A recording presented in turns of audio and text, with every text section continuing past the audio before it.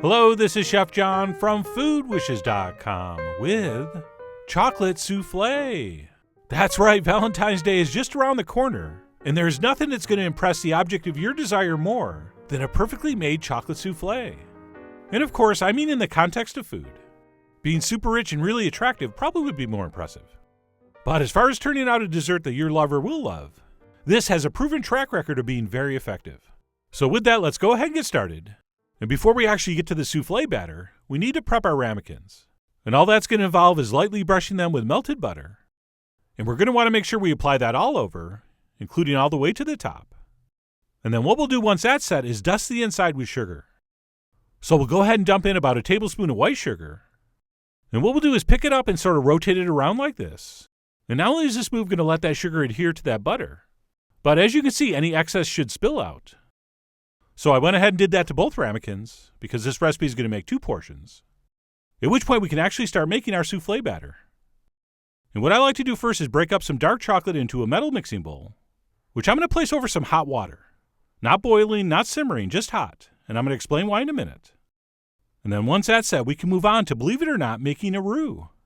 So we'll go ahead and melt a little bit of butter over medium heat. And once that's melted, we'll go ahead and stir in some all-purpose flour. And we will whisk that in and cook this on medium heat for about a minute. And even though we're doing this for a dessert and not some kind of savory sauce, we're going to use the exact same technique. Which means as soon as we've cooked our roux for about a minute, we're going to reduce our heat down to low, and we're going to whisk in our cold milk. And yes, it has to be cold, because as we all know, cold milk, hot roux, no lumps, ever. All right, so we'll reduce our heat and whisk in our cold milk. And as soon as that gets mixed in, and it comes back to temperature, it's going to thicken up quickly.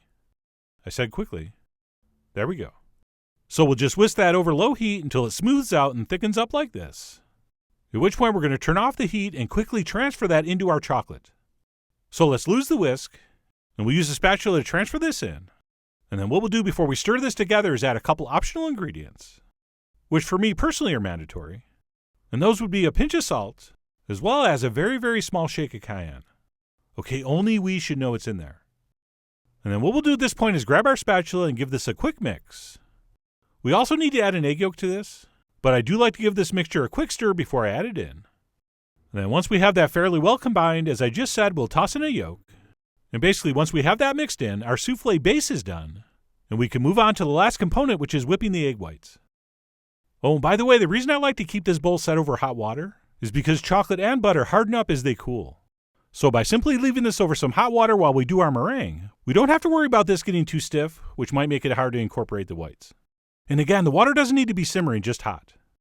So we'll go ahead and leave our chocolate mixture right there, and we will start our meringue by adding 2 large egg whites to a mixing bowl, along with a pinch of cream of tartar, which is an acidic powder that helps stabilize the whites. It's optional, and I'll touch on that in the blog post. And then we're also going to add some sugar, but not quite yet. Okay, we want to whisk these whites about halfway before we start adding that. And you'll hear some people describe this as the ribbon stage.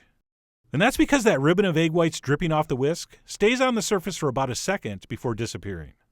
And then what we'll do once it's reached this point is add our sugar in 3 or 4 additions.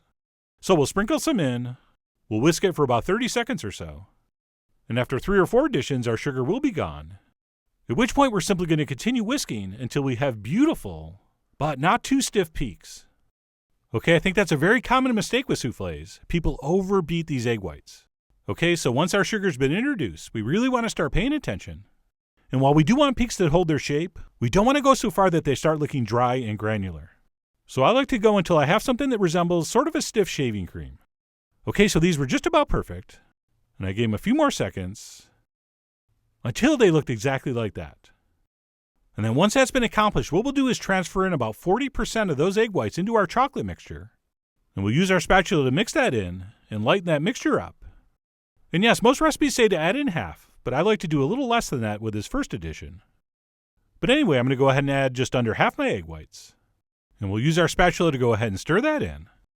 And in case you're wondering why we're not folding and we're using more of an aggressive stirring motion, well, that's because this first addition is to simply prep this mixture so that we can incorporate the rest of the egg whites without deflating the mixture too much. So we will go ahead and stir in just under half our egg whites, as shown, at which point we can transfer in the rest of the egg whites. And now is when we're going to use the old folding technique. And all that means is take your spatula and fold batter from the bottom up over the top, going around in kind of a circular motion, and we're basically going to continue using that method until all the egg whites have disappeared. Do not continue mixing once that white disappears. Okay, so that is perfect right there. And once our souffle batter is set, we'll simply transfer that into our ramekins.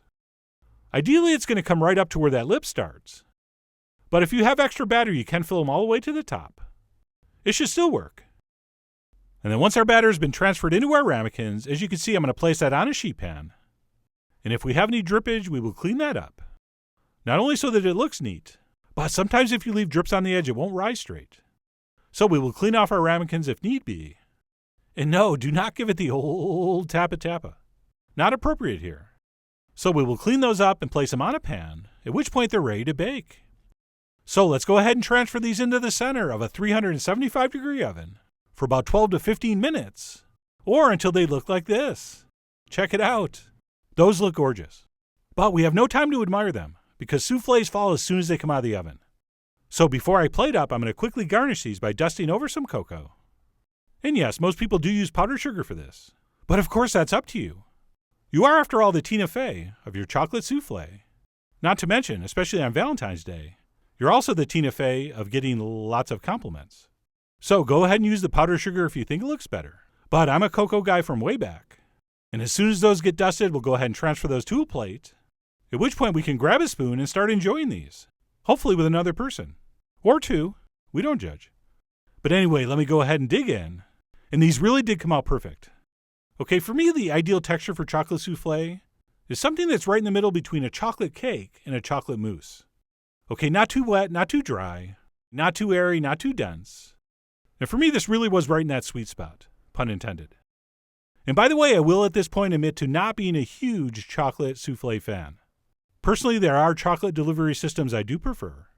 But that's sort of beside the point. Because when it comes to serving a chocolate dessert that's going to thoroughly impress, and by impress I mean seduce, the object of your desires, it really is hard to beat a perfectly executed chocolate soufflé. Especially when you consider there's not that many ingredients. And contrary to popular belief, the technique is actually pretty simple. So whether you're going to make this for Valentine's Day or another special occasion, I really do hope you give this a try soon. So head over to foodwishes.com for all the ingredient amounts and more info as usual. And as always, enjoy.